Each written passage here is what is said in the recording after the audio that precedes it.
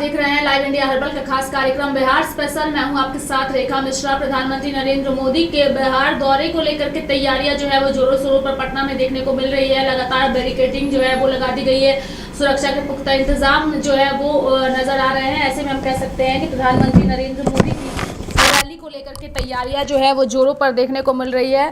प्रधानमंत्री नरेंद्र मोदी, आपको बता दें कि पटना दौरे पर जो है वो आ रहे हैं और पटना में उनकी रैली को लेकर के बीजेपी के नेता जो है वो काफ़ी उत्साहित नजर आ रहे हैं। पटना में होने वाले पीएम मोदी के रोड शो को लेकर तैयारियां जोरों पर है। ऐसे में जगह जगह सुरक्षा के दृष्टिकोण से बैरिकेडिंग्स जो है वो बना दिए गए हैं और साथ ही तमाम लोगों पर नज़र रखने के लिए सीसीटीवी कैमरे जो है वो जगह जगह पर लगाए गए हैं। बता दें कि पटना जो है वो पूरा पटना लाइटिंग से जगमगाता हुआ नज़र आ रहा है। प्रधानमंत्री नरेंद्र मोदी को शाम 6 बजे पटना एयरपोर्ट पर जब आएंगे और शाम 7 बजे जब पटना हाईकोर्ट से ओपन गाड़ी में सवार होकर रोड शो करेंगे तो जगह जगह जो है उसको लेकर के बैरिकेडिंग लगाकर लोगों को खड़ा किया जाएगा। इसको लेकर के तैयारियां पूरी कर ली गई है। इस खबर पर ज़्यादा जानकारी के लिए हमारे सहयोगी संजय हमारे साथ जुड़ चुके हैं। सीधे उनका रुख करते हैं। संजय, प्रधानमंत्री नरेंद्र मोदी के पटना आगमन को लेकर के तैयारियां जो है वो जोरों शोरों पर पटना शहर में नजर आ रहा है।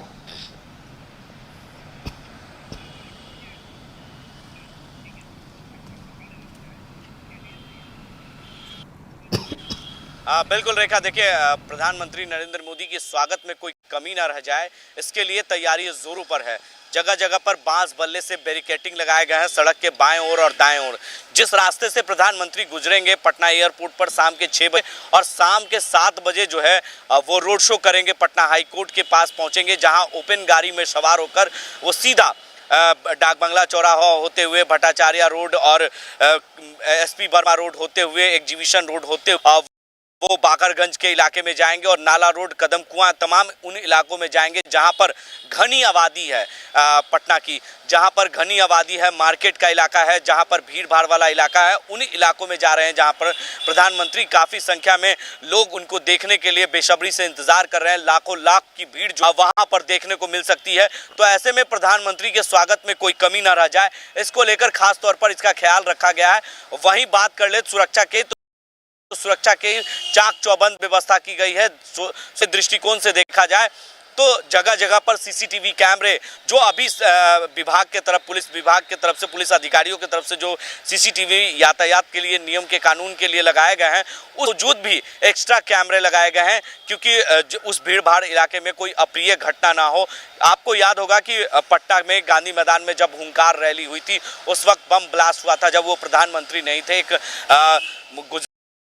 गुजरात के मुख्यमंत्री के नाते वह पहुंचे थे और एक नेता होने के नाते प्रत्याशी के तौर पर, प्रधानमंत्री के प्रत्याशी के तौर पर जब आए थे तब उनकी रैली हुई थी पटना के गांधी मैदान में। और हुंकार रैली में जब जहां जनता की भीड़ थी, पब्लिकों की भीड़ थी, उस भीड़ में बम ब्लास्ट हो रहा था।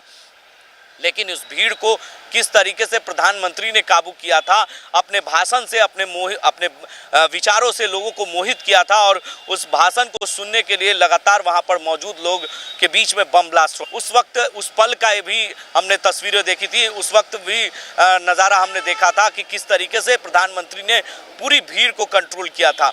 अगर वो भीड़ कहीं ना कहीं इधर उधर अगर जाता तो अगर हर व्यक्ति के ऊपर पैर पे अगर बम तो वो कहीं ना कहीं वो बड़ी घटना, बड़ी रूप ले सकती थी। लेकिन प्रधानमंत्री ने सभी को डटे रहने की आश्वासन दी और धीरे धीरे आसानी से पुलिस अधिकारी और जो आला अधिकारी है वह बहुत समझदारी से उस पल को, उस क्षण को, उस घड़ी को उन्होंने दूर किया था। उस वक्त के बाद उसका नज़ारा जो है अलग था। लेकिन आज जब पटना में रोड शो होगा तो उसका भी नज़ारा एक अलग देखने को मिलेगा और पटना के तमाम जो वासी हैं वो इस पल का इंतज़ार कर रहे हैं, उस क्षण का इंतज़ार कर रहे हैं कि प्रधानमंत्री की एक झलक देखें।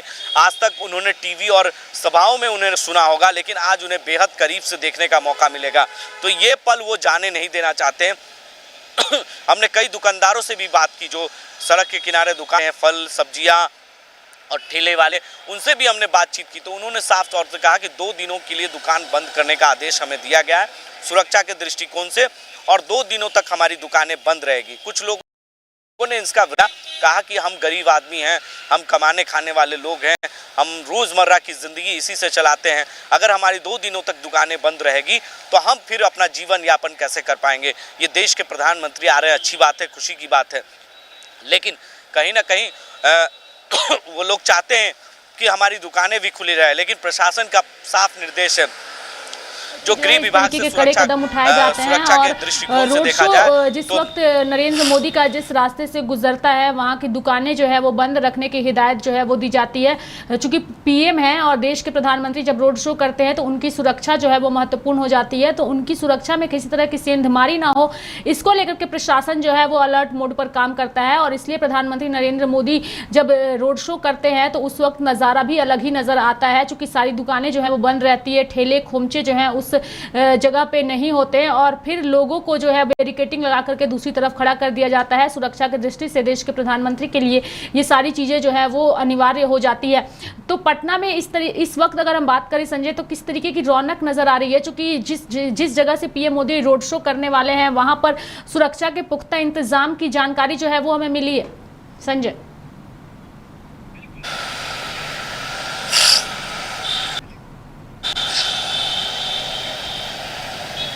बिल्कुल, सुरक्षा की भी इंतजाम है और उनके नेता काफ़ी उत्साहित हैं रेखा, उनके जो कार्यकर्ता हैं काफ़ी उत्साहित है, सभी के हाथों में जो है कमल का झंडा, गरुआ रंग जो है कांधे पर जो है उनका जो सिंबल है पार्टी का वो उनके ऊपर है, तो माथे पर तिलक लगाकर सभी बेइंतजार कर रहे हैं वो पल का, वो क्षण का कि अपने नेता को बेहद करीब से देखने का मौका मिलेगा।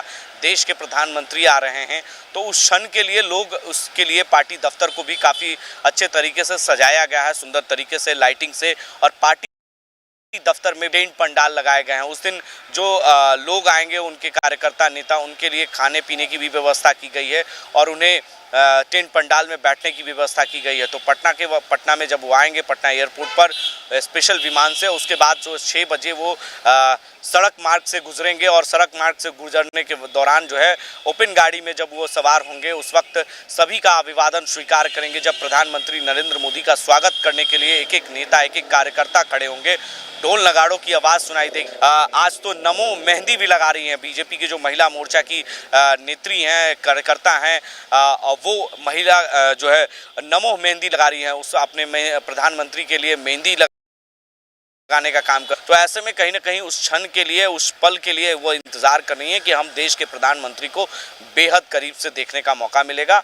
सुरक्षा की बात करें तो सुरक्षा भी चाक चौबंद की गई है कि एक परिंदा भी पर मारने के लिए इस सुरक्षा में सोचेगा, क्योंकि प्रधानमंत्री जब भी आते हैं तो सुरक्षा दिल्ली जो गृह विभाग है उसके हाथ में होती है और गृह विभाग के आला अधिकारी मौजूद होते हैं और पूरी तरीके से एटीएस की टीम से लेकर तमाम जो टीमें होती हैं वो जांच करती है और डॉग स्क्वाड की टीम, बॉम्ब स्क्वाड की टीम और एटीएस की टीम वहां पर मौजूद होती है और एक एक चीज़ों को उस रास्ते को जांच की जाती है और सीसीटीवी कैमरों से भी नज़र रखी जाती है। तो सुरक्षा के चाक चौबंद पूरी तरीका जो है सुरक्षा के घेरे में है और 3 दिनों के लिए सुरक्षा के घेरे में श्रवण कुमार का बयान भी सामने आया है प्रधानमंत्री के आगमन और साथ ही सुरक्षा व्यवस्था को लेकर, वो हम दर्शकों को सुनाते हैं। 100%, 101%, 100% उम्मीद है और इस बार विरोधियों का पूरी तरह से बिहार से सफाया हो रहा है। 40 में 40 सीट जीतेंगे और नरेंद्र भाई मोदी जी को प्रधानमंत्री बनाएंगे तीसरी बार और नीतीश कुमार जी के हाथ को मजबूत करेंगे। हार रहे हैं इसलिए प्रधानमंत्री रोड शो कर रहे हैं। नहीं, रोड शो तो पहले से चलता रहा, कोई नया रोड शो थोड़ी हो रहा है। रोड शो का तो जो कार्यक्रम है पहले से चलता रहता है, छोटे और बड़े नेता सब लोग मिलकर करते हैं और लोगों को उत्साह बढ़ाने के लिए और मतदान में वृद्धि हो, यानी जो कम मतदान हो रहा है उसमें इजाफा हो, इसलिए रोड शो। प्रधानमंत्री को लेकर राहुल गांधी कह रहे हैं 4 दिनों के बाद मोदी ड्रामा करेंगे। देश में कोई पप्पू जी का कोई नोटिस लेने वाला है? पप्पू जी का कोई नोटिस ही नहीं ले रहा है। बिल्कुल, मीडिया ने एक सवाल किया मंत्री श्रवण कुमार से संजय, जहां पर उन्होंने कहा कि हार के डर से पीएम मोदी को जो है वो रोड शो करना पड़ रहा है। चूंकि विपक्ष ये सवाल उठा रहा है कि पटना साहिब जो सीट है भाजपा की, जो परंपरागत सीट रही है और भाजपा इस सीट पर जीत दर्ज करती आई है, लेकिन इस बार ऐसी कौन सी बात आ गई कि उन्हें इस जगह में जहाँ पर आज तक कभी उन्होंने रोड शो नहीं किया, इस सीट के लिए आज उन्हें इस सीट पर जीत हासिल करने के लिए रोड शो करना पड़ रहा है।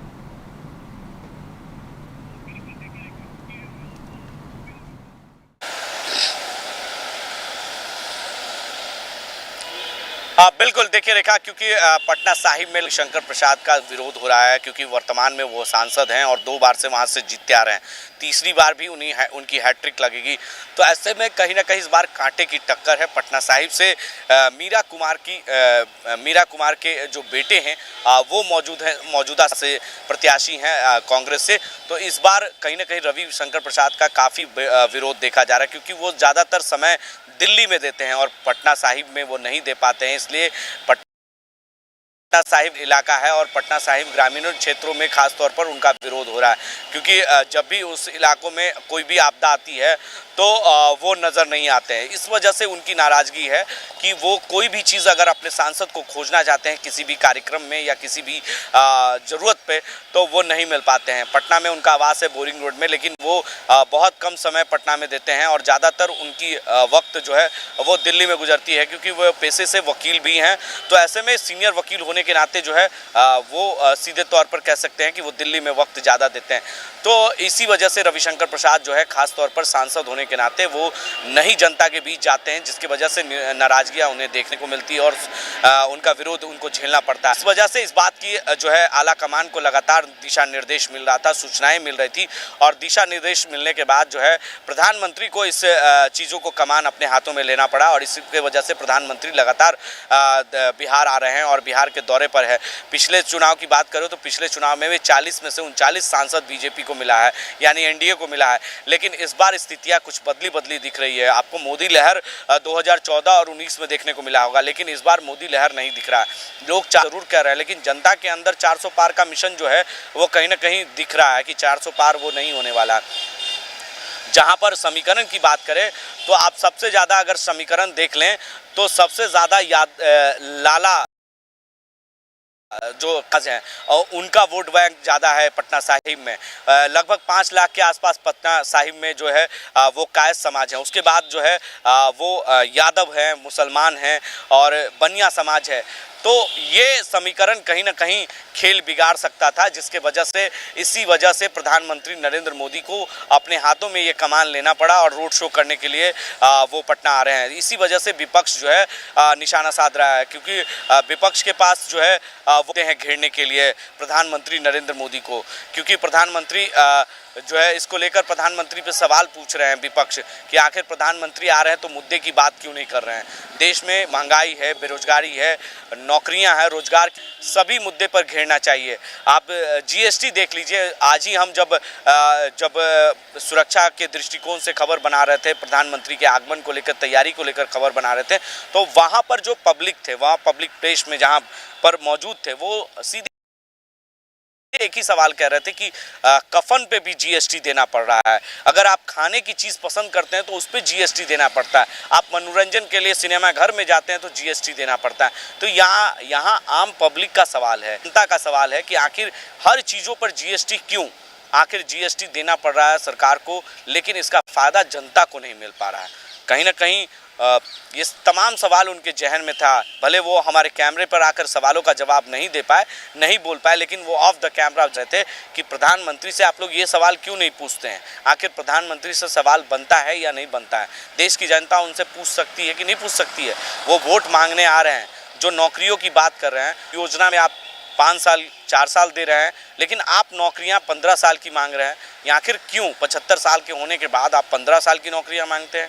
ये सवाल जनता का है और ये जनता पूछ रही है कि प्रधानमंत्री के आने से लोगों को क्या होगा, ये जनता को बताने की ज़रूरत है। जनता सब कुछ समझ रही है और आने वाले समय में जब ईवीएम का बटन दबेगा तब ये तय होगा कि आखिर कौन से सांसद जीत रहे हैं, कौन हार रहे हैं, क्योंकि इस बार लड़ाई आसान नहीं है। तेजस्वी यादव ने अकेले ही मोर्चा संभाल लिया है। आप देख लिए राहुल गांधी की कितनी सभाएं बिहार में हुई है, मात्र एक। अभी तक जो 3 फेज 4थे फेज के मतदान होने हैं उसमें मात्र राहुल गांधी एक चरण में आए हैं, जो भागलपुर में मतदान होना। तो ऐसे में कहीं ना कहीं पूरा बिहार का मोर्चा जो है वो 40 सीट पर कहीं ना कहीं तेजस्वी खुद संभाल कर रखे हैं और जनता के बीच वो लगातार जा रहे हैं। इसी वजह से प्रधानमंत्री का कहीं ना कहीं आना दौरा जो है बिहार शो होना इसी वजह से है क्योंकि वो जानते हैं कि पाटलिपुत्र और पटना साहिब सीट कहीं ना कहीं डैमेज हो सकता है। इसी वजह से उस डैमेज को बचाने के लिए, कंट्रोल करने के लिए प्रधानमंत्री को ही अपने बहुत बहुत हाथों में धन्यवाद संजय हमारे साथ जुड़ने के लिए और तमाम जानकारियां लेने के लिए। तो प्रधानमंत्री नरेंद्र मोदी की रैली को लेकर के जो है वो तैयारियां जोरों पर है और इसके लिए सुरक्षा के पुख्ता इंतजाम भी किए गए हैं।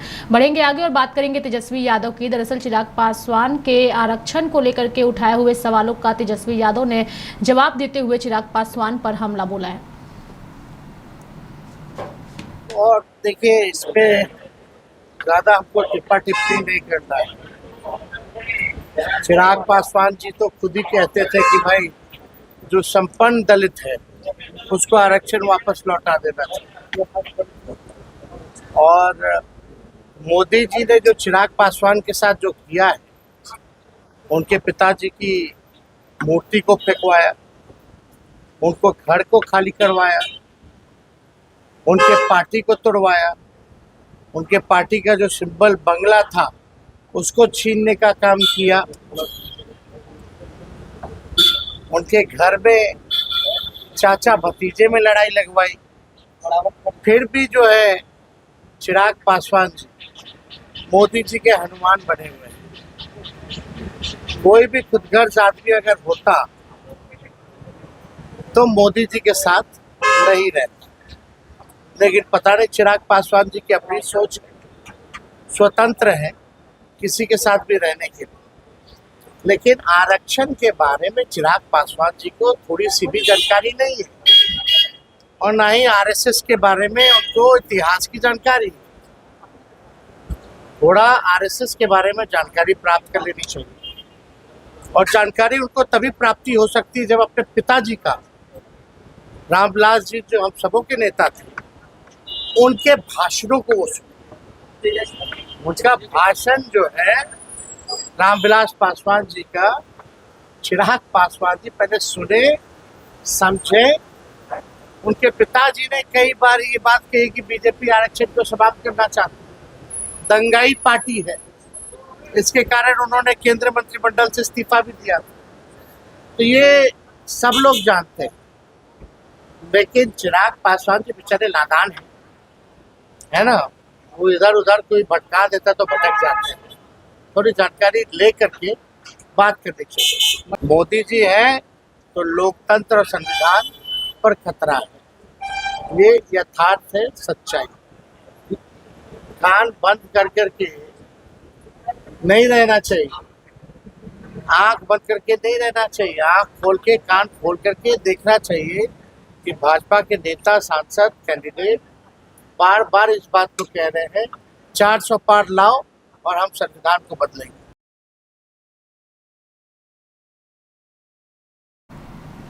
लोकसभा चुनाव में नेताओं की ओर से जिस तरीके से बयानबाजी एक दूसरे के खिलाफ दी जा रही है, इस पर जेडीयू नेता केसी त्यागी ने प्रतिक्रिया करते हुए चुनाव आयोग से पूरे मामले में हस्तक्षेप की अपील की है। आयोग ने आश्वस्त किया है कि निष्पक्ष और सही चुनाव हो। इस चुनाव में जितनी मर्यादा शब्दों की खराब हुई है, मैं चाहता हूं कि चुनाव आयोग अपने दांत दिखाए और ऐसे लोगों के खिलाफ कार्रवाई करे जो शब्दों की मर्यादा और लोकतंत्र की परंपरा को समाप्त कर। सर, तेजस्वी यादव कह रहे हैं कि चिराग पासवान के घर में बीजेपी ने आग लगाई, लड़ाई कर लगवाया चाचा भतीजा में, लेकिन फिर भी चिराग पासवान उनके हनुमान बने हुए हैं। कोई और व्यक्ति होता तो ऐसा नहीं करता। नहीं, मैं इस तरह की भाषा राजनीति में इस्तेमाल करने के पक्ष में नहीं हूँ। कौन घर ऐसा है पॉलिटिकल जिसके घर में आग नहीं लगी हुई है, वो अपने घर में भी झांक करके देखें।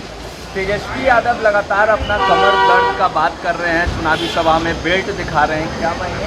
नहीं, हो सकता है कि कोई स्वास्थ्य संबंधी उनकी परेशानी हो, तो ये उनका व्यक्तिगत मामला है, इसको राजनीति से दूर रखना चाहिए। हम उनकी स्वस्थ होने की कामना करते हैं। लेकिन तेजस्वी यादव कह रहे हैं कि आप लोग साफ हो जाइएगा, एनडीए बिहार में साफ है, जेडीयू साफ हो जाएगी। पिछली बार एक सीट आई थी, हो सकता है इस बार महागठबंधन को उस सीट से भी हाथ धोना पड़े। चुनावी प्रचार को लेकर लगातार जो है बड़े बड़े नेता जो है वो बिहार में उनका एंट्री हो रहा है। तो आज मल्लिकार्जुन खड़गे जो कांग्रेस के राष्ट्रीय अध्यक्ष है, उनका भी एंट्री आज बिहार में हो रहा है। प्रधानमंत्री का भी रोड शो होने वाला है। ये पॉलिटिकल, ये इस चुनाव में सभी दलों के सभी वरिष्ठ नेता पार्टिसिपेट करेंगे, इसमें कोई आश्चर्य की बात नहीं है, सभी जगह होता है। प्रधानमंत्री का भी रोड शो है, असर भी पड़ेगा, इसका असर पड़ेगा कुछ? प्रधानमंत्री का असर तो समूचे देश में पड़ रहा, आप देख ही रहे हैं। मोदी मैजिक है, काम कर रहा है। आप कह रहे हैं मोदी में और तेजस्वी कह रहे हैं कि सिर्फ झूठ बोलते हैं, प्रचार करते हैं और कुछ नहीं करते। नहीं, झूठ शब्द भी अनपार्लियामेंटेरियन है और उनको नेता प्रतिपक्ष होते हुए ऐसी भाषा नहीं बोलनी चाहिए। तेजस्वी यादव कह रहे हैं कि प्रधानमंत्री एयर शो करे या रोड शो, तेजस्वी करेंगे जॉब शो। सबसे ज़्यादा जो नौकरियां समाप्त हुई हैं और बिहारियों का पलायन हुआ है वो आरजेडी के शासनकाल में।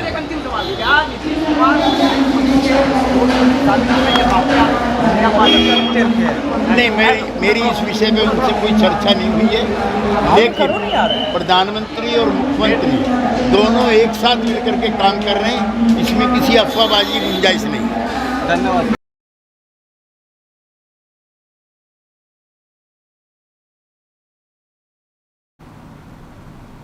लोकसभा चुनाव को लेकर के तमाम नेताओं की प्रतिक्रिया जो है वो लगातार सामने आ रही है। ऐसे में सभी एक दूसरे पर हमला बोलते नजर आ रहे हैं। जीतनराम मांझी ने इंडी गठबंधन और राहुल गांधी पर हमला बोला है।